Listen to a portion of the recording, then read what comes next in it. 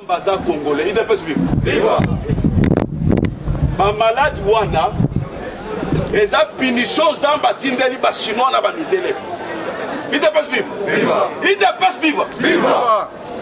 Moto moko o la telemi na tongo. Malade wana e ko simba yete. Amen. Tometa maboko. Tometa maboko. Ils fait selon ta foi. Amen. Il dépêche vivre. Viva! Pourquoi tu comprends que ça a sauté dans le coronavirus? C'est quoi ça? Coronavirus, tu vivre yango na mois de décembre. Soyons renouvelés dans l'intelligence. Tu vivre yango na mois de décembre. Tu vivre à 40. Au lieu qu'il y a Kingwawa. Et je pela. Et ça va mindele oyo. Qui à l'encontre de la parole de Dieu.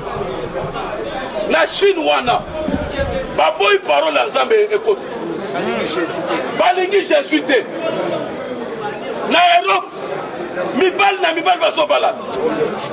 Ils ont même adopté dans leur constitution le mariage homosexuel. Awa tu adopté un côté awa tu as respecté la Bible tu mets la Zambé maboko.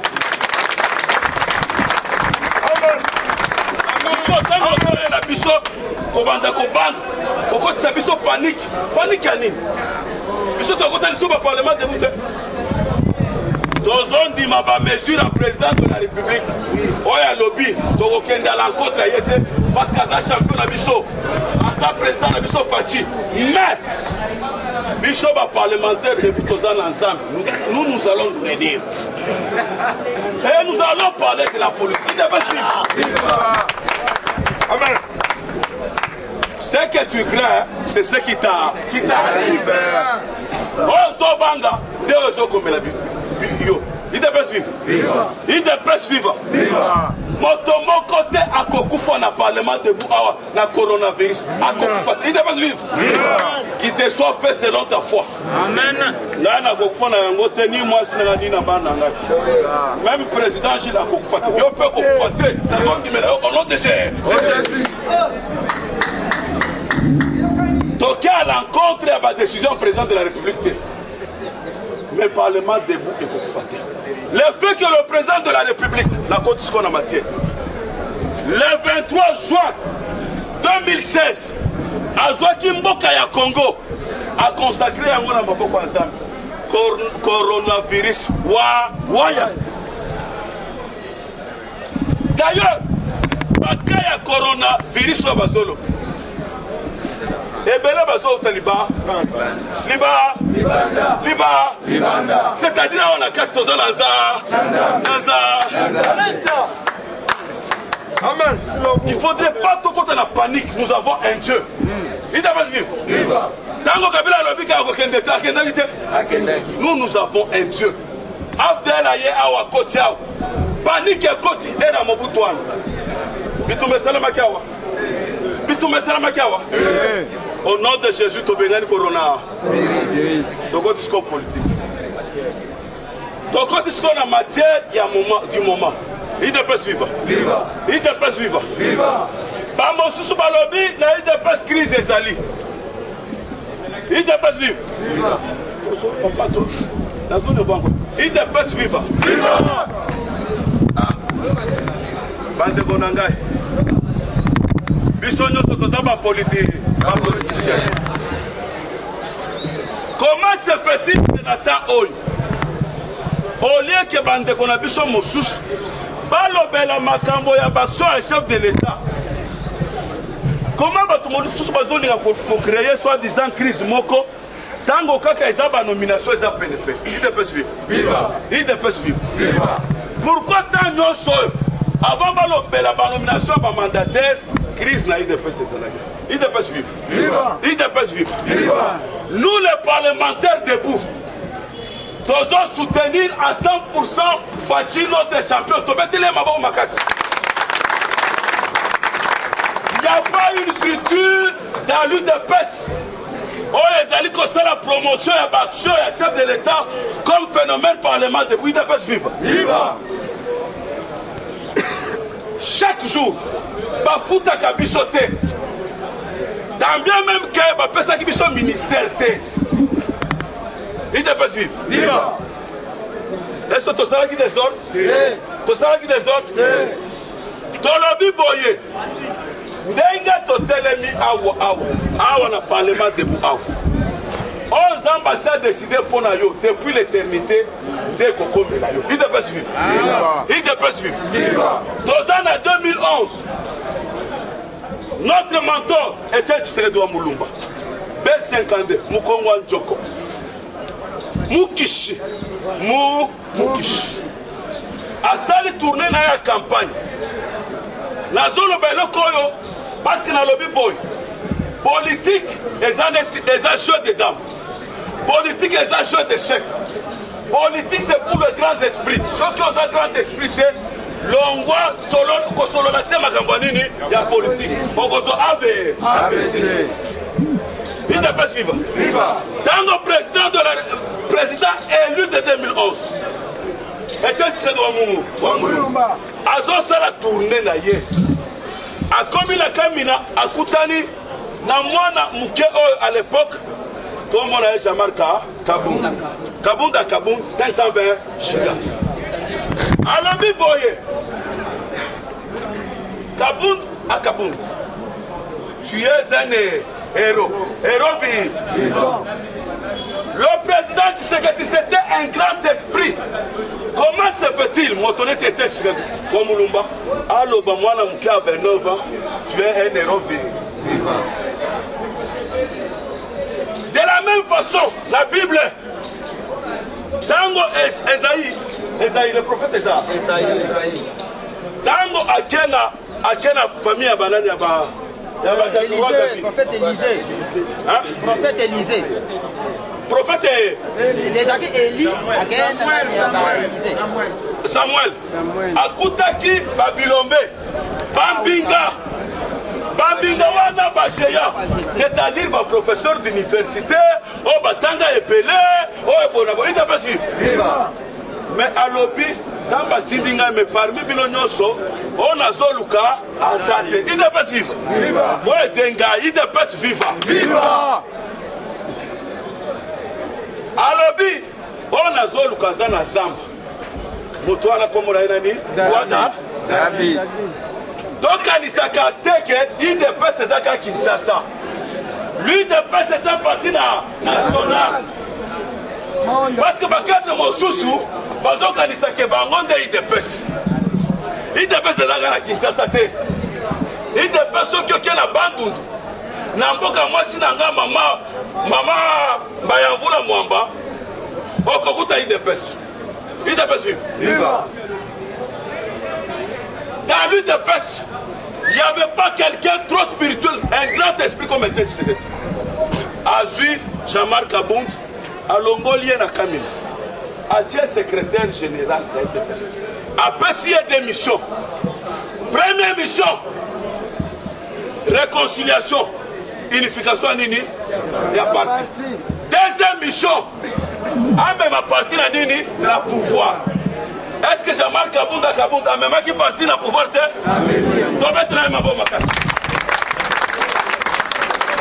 Principe pourquoi ça la vie est aboyée. On ne change pas l'équipe qui gagne. Dans notre cas par élection, la 2018. La 2018, Moto Oya Azala qui est élu le 30 décembre, comme on a eu Félix Antoine Tshisekedi, notre champion. Fatibé, béton, Big Rouge. Donc comme le 22, il fallait qu'il va investir président Fatih Béton. Il fallait qu'il investir le 24 janvier. Avant le 24 janvier, ce qui est vrai, dans un exemple simple, les gens qui sont mariés ont la statue Mosus. Ceux qui ont bali ont comme la statue Mosus. Statue ont la pesa et ça statue ont qui ont opposition. Normalement, il fallait que ndenge to comme la pouvoir mutation et salema ya statut wana ezala réadapté la circonstance, la contexte du moment. Parce que pour le moment, tout ça, la pouvoir. C'est ça la vérité de fait. C'est ça la révélation. Il te passe viva. Viva. Il te passe viva. Viva. Mon frère, je mets ma main à couper dans un professeur d'université. Mais je suis de l'école de Dieu qui se doit mourir. Et puis en politique, dans une même famille, il faut tous dans la bolingo. Attends, ma problème est dans Dengenini, l'Olengenini. Au coquille collé à la télévision, tu es la place publique. Humilier ton frère. Là, tu n'es pas de Dieu. Il te passe vivre. Viva. Il te passe vivre. Viva. Aide-moi, il te passe vivre. Viva. C'est-à-dire, dans notre pouvoir,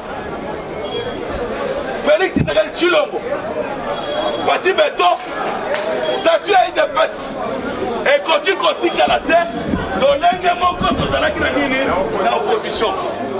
Il fallait que statut et ça la nini, mutation, échanger. Tokomi le 22 janvier. Tokomi le 22 janvier. Voilà, là, nous allons investir, champion la bisoté.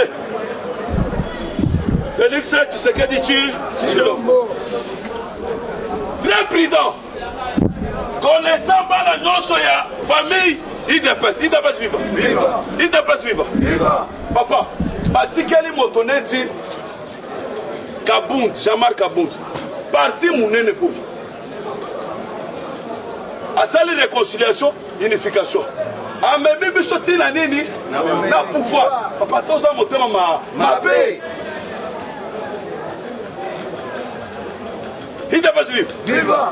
Le président Fatih Beton, on allons vulgariser chaque jour. La réalisation na vision na bafuta kabiso tolingiye tolobi boye. Biso tokokende à l'encontre de ya Oezali mandat spécial et chef de l'État. Qu'a dit le mandat spécial du chef de l'État? Qui avait rédigé le mandat spécial du chef de l'État?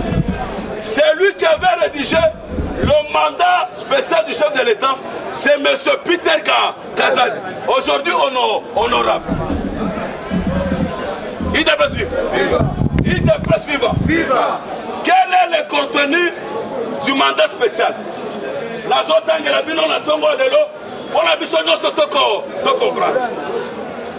Mandat spécial écrit par le président à l'époque, avant son investiture, en tant que président de l'UDPS, en même temps en tant que président élu, mais n'étant pas en fonction, il n'est pas vivant. Mandat spécial. J'ai sous-signé Félix Tshisekedi, président de l'UDPS. Voilà Tolobi le 22 janvier 2019. J'ai sous-signé Félix Tshisekedi, président de l'UDPS, donne pas le présent mandat à M. Jean-Marc Kabound, secrétaire général du parti, afin d'assumer mon intérim à la tête du parti en usant de toutes les prérogatives reconnues au président du parti jusqu'à la fin de mon indisponibilité. Il doit pas suivre. Le présent mandat lui est délivré pour servir et faire valoir ce qu'est des droits. Fait à Kinshasa le 22 janvier 2019. Il ne doit pas suivre. Il ne doit pas suivre. Est-ce qu'il faudrait te expliquer le code? Il faudrait te expliquer le code. Qu'est-ce qui se passe? Et quelle est la vérité? Yamakambo Zolik. Il y a un plan et une main noire. Souci, il y a bande qu'on a vu son adversaire, Moussou Abisso. Et ça qui a eu des PC Salanini et disparaître. L'Olenge FCC à l'époque, et ça là qui n'a pas loup. La MLC, il y a une main noire de Katumbi. Là-bas, mon sous-sol, Toligito Sita, il te passe viva. Il te passe viva. Viva! Bongo et Tambolaki. Bongo et Tambolaki. Bissot Lobi Boy.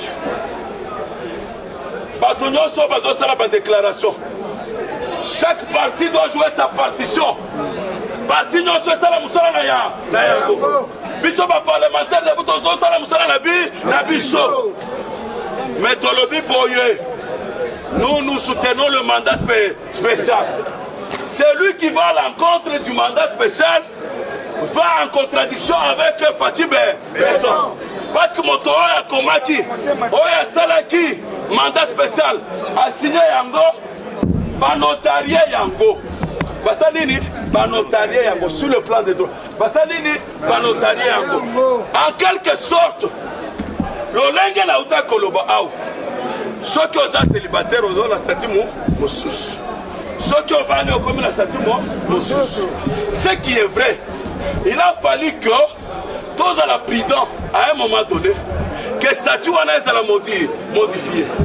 Mais comme le président Fatih a une disponibilité provisoire, c'est-à-dire que Fatih pour le moment, il est en train de consommer son premier mandat. Et comme il est en train de consommer son premier mandat, donc au Kikokende n'a concrété le mandat spécial en quelque sorte. Ils ont ça la net mandat spécial dans le statut. Ils ont ça la net Babylone quand ils ont dirigé par parti. Il doit pas suivre. Parce qu'en 2023, on a cause de la candidat à Bicho Zanani Fatih. Ceux qui toquent le congrès, Tobimisi président Moussous. C'est-à-dire président Wanda Ozanini, candidat en 2020.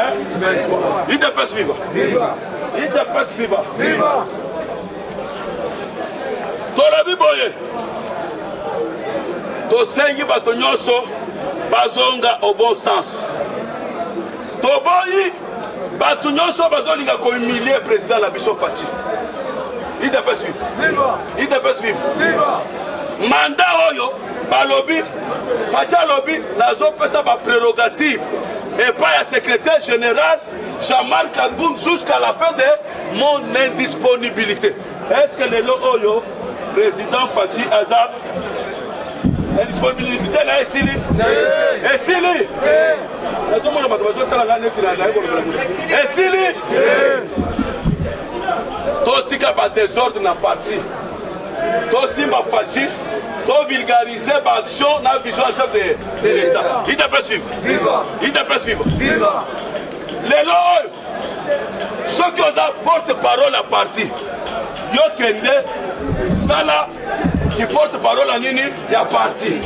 Comme ça la terre, parce qu'on a député les lots, ils ont touché 5 000 $. Au moins, ceux qui vont nommer le conseil d'administration, le PCA a touché à 15 000 $. Yo sikoyo, bazwa yo sikoyo, batia yo PCA, ozwa 15 000 $, ozwa mwana na yo player, osika ye na parlement, oyo kokosa biso ba parlementaire de Bukeno, ozo défendre biso de passe vivant. Fatibé, Fatibé. Nous ne sommes pas manipulables. Vous ne pouvez pas nous manipuler. Il ne doit pas suivre. Il ne doit pas suivre. Bah, on est baleki. Bah, Moussou Bazu Bana na bango. Bah, Tini bango déjà dans mécanisme de suivi. Bah, si Babanda Misala, bah, Bana na Kobal. Il ne doit pas suivre. Il ne doit pas suivre. Les lots, je vais vous dire ceci. Tango Jean-Marc Abound a sali retour naïe. Na Rwanda, l'Olenge Toyambela qui est FCC Katumbi. Katumbi Babanda ko combattre Jean-Marc depuis très longtemps. Il t'a pas suivi. Il t'a pas suivi. Ngaina yo na place à Jean-Marc Toza Mutama Bete. Bakopesa yo mbongo kolia. Toloba kaka tu ne peux pas être corrompu papa. Aussi 100 000 $. Ah non, non, je suis chrétien, chrétien. Jour va compter 100 000 $. Au banon avec moi passe. 100 jours là la Liban. Il n'a pas suivi. Il n'a pas suivi. La monnaie va te venir, tu vas infiltrer. Il n'a pas suivi. Il n'a pas suivi. Badoba Rwanda, Badana Baja Mabe. China, boy, Badoba Rwanda solo. Badana Baja Mabe. biso to ba marche pété na bango mais les loyo to côté la cité de Loyoa la dossier actualité oya parti en définitive Tolobi Boye. Nous soutenons, nous les collectifs de parlement debout, la coordination nationale, nous soutenons le président Fachi Béton à 100%. Nous soutenons le mandat spécial à 100%. UDPS viva! Viva! Nous avons le mouké par réalisation de Fachi Béton. Nous avons fait parler de réalisation de Fachi Béton. Première réalisation. IDPS viva. IDPS viva. Première réalisation. Sur le plan diplomatique. La RDC avec le régime Yakabila. La RDC a été isolée sur le plan diplomatique. Le premier diplomate congolais, nous avons cité son Excellence Félix Antoine Tshisekedi Fachi Béton. Dans la ouverture diplomatique. On parle aujourd'hui de la RDC sur les concerts, dans les concerts des nations. Zamba RDC. Depuis le 23 juin 2019, lorsque Fachi Béton avait consacré la RDC dans le maître de Dieu. Zalaki sommet des États-Unis sur le AIPAC. Fachi a confirmé que non, Fachi a outé Panzam. C'est un choix réfléchi de Dieu pour un nouveau départ en RDC. Il doit vivre. Viva! Pas crise non sauto zomon. Pas piaka non sauto zomon. Et qu'aussi là au nom de Jésus. Il doit vivre. Viva! Il doit vivre. Viva! Lorsque Dieu donne à quelqu'un la vision, il donne aussi la provision. Amen. Jésus nani. Fachi Béton a la provision de la part de Dieu. Les choses vont changer. Il dépasse viva. Il dépasse viva. Viva. Viva en les avrétés. Il dépasse viva. Viva. Les loyaux t'auraient noué par relation diplomatique dans Israël. La Bible dit ceci. C'est lui qui bénit Israël, sera béni, sera béni, sera béni, sera béni, sera béni. Nous sommes bénis. Et le chômage va terminer. Ça, je vous l'ai dit. Nazo, ça la polémique. Moi, je crois que je suis un chrétien. Il doit vivre. Viva! Il doit vivre. Viva! Il doit vivre. Viva!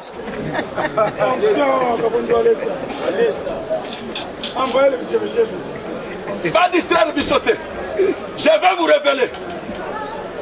Compte tenu de la diplomatie agissante de Fachi Béton, il est l'invité spécial au mois d'août de Donald Trump à la convention des républicains. Je vais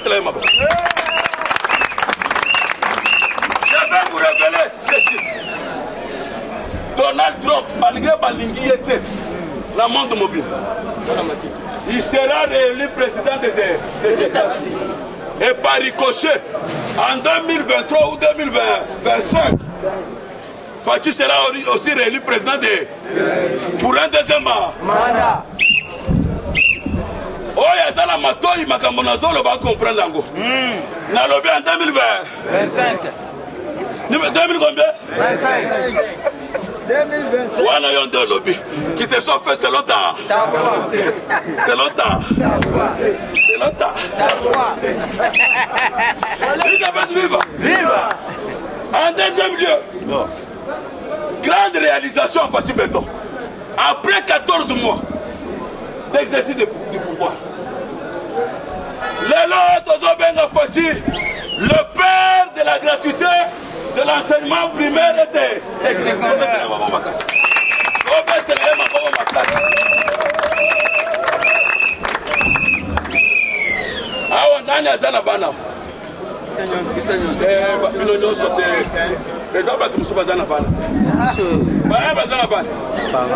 Banani va bénéficier de la gratuité de l'enseignement. Banani va profiter de la gratuité de l'enseignement. Il n'a pas viva. Viva. Gratuité de l'enseignement. Votre Benango Clébo. Clébo. On a 2020. 23. On a 2020. 25. Gratuité de l'enseignement. Les lots dans le gouvernement, gouvernement à quoi? Coalition. Malgré Bichot, Toboya coalition, on a trouvé ça contre la nature. Mais c'est la constitution qui nous a imposé cette coalition. Il dépasse viva. Viva. Il dépasse viva. Viva. La gratuité de l'enseignement. Le ministre d'État, Azam Moutouanine, il y a FCC. Boyete. Comment est Willy Nani? Le ministre adjoint, Didier Boudim, il dépasse viva. Et ça, le ministre, dans le gouvernement, il y a coalition. Dans le coach est Fatibé. Fatibé, le père de la gare. Au monde, le gouvernement est Jésus. Jésus est le président de la République. Bien, Mathieu, Moussouche, Jean, qui est membre du gouvernement. Même le gouvernement, il y a Jésus. Azalaki na cousin, comment on a dit? Judas Iscariote. Il dépasse viva. Il dépasse viva. Na gouvernement Fatih est mon premier diplôme. A Fongoli, à remettre RDC dans le concert des nations. A Yébissi, Bakonga, a Yébissi Didier Boudim. Vous devez mettre ma vision en pratique. La gratuité de l'enseignement. Balingi Bater dispersé. Iyo prêt. Ngai Willy Bakong, Ngai Didier Boudim, Nazo tia gratuité de l'enseignement Ama. Gratuité de l'enseignement Lelo, et comme Clébo. Tozo Benga Lelo, Fatih Beto, le père de la gratuité de l'enseignement primaire et technique. Lobby, et ça qui a été le père de la démocratie. Le nom Fatia comme le père de la gratuité de l'enseignement primaire et technique. Il dépasse vivre. Action Moussouche sur le plan de la santé. Fatia Kouti et Bolana Est. Oli Ilunga, Azoli Mbongo ya Ebola. Fatia l'hôpital. La zone nommée Motomo as un technicien. Docteur Mouye.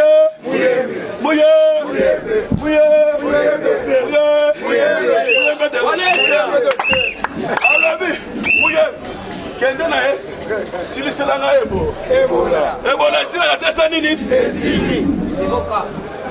Donc comme il a de la même façon, à nommer les sous à reconduire, on a coronavirus. Évoqué. Fire. Au nom de fire. Trop vulgarisé par soi, chef de l'État. Boyete boy. Tosengi bolingo kati ya biso nyonso. Bandeko na biso badere yaki bazonga na ndako papa.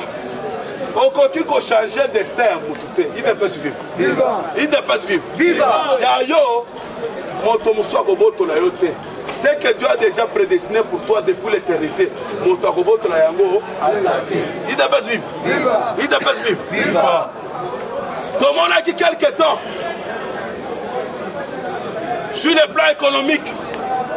babiloko mataki makasi surtout sucre mikolo oyo soki oke par exemple na Bandundu babarrière nyonso basali nini balongoli yango. J'ai eu l'information hier babarrière nyonso à niveau ya boma Bakongo balongoli yango nyonso. Tozo félicité tango tozo lobela bato nyonso bapesaka biso mbote balesaka biso te so basali mosala malamu tolobeli bango toencourage bango. Madame Akasi sala lisusu bien komi osala mwa ndambu bien lokola babarrière ezokende tofélicité mais tolobi sala encore plus mieux.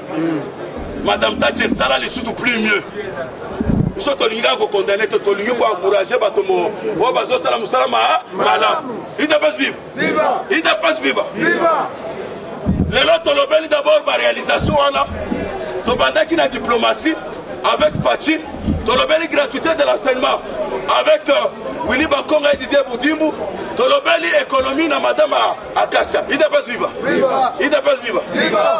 malgré bazolobela makambo ya coronavirus tolobi boy awa biso nyonso tokosilisa tozokende koluka komisala susi te avant tokoma 17h nzambe akosala tout kozwa quelque chose na poche. IDPS viva boyedenga IDPS viva natikeli bandeko kosusila. Eshima, votre magazine qui bat au rythme de l'actualité. Retrouvez la nouvelle édition. En ce mois de mars consacré mois de la femme en RDC, Eshima Magazine vous fait découvrir un ovni politique. Fifi Masuka, vice-gouverneur de la province du Lualaba, symbole de réussite dans un univers masculin. Mama Africa, lève-toi, le mot d'ordre d'une femme de foi. Découverte. Sélé Alagouli, le gardien du trésor, mobilisation des recettes, rigueur naturelle, les nouvelles argentiers congolais rassurent. Focus, ministère du budget, Jean Baudouin Maillot imprime sa marque dans l'exécution de la loi des finances. Patience Saïba Tamboué, Logefrem contribue à la matérialisation de l'émergence de la RDC. Dossier Eshima, nomination des hauts magistrats, lueur d'espoir. Nation, interview de Christian Matata. Augustin Kibassa annonce un projet intégrateur pour booster les secteurs du numérique en RDC. Bourse d'études, amélioration des conditions et complicité avec les étudiants, Thomas Luaka Losenjola convainc. Michel Moulumba Tumpaka, les modèles de réussite et de loyauté pour la jeunesse. Culture, Mwanankazi, un statut familial particulier. Retrouvez l'intégralité du magazine Eshima dans les kiosques. Eshima Magazine, un nouveau standard d'information.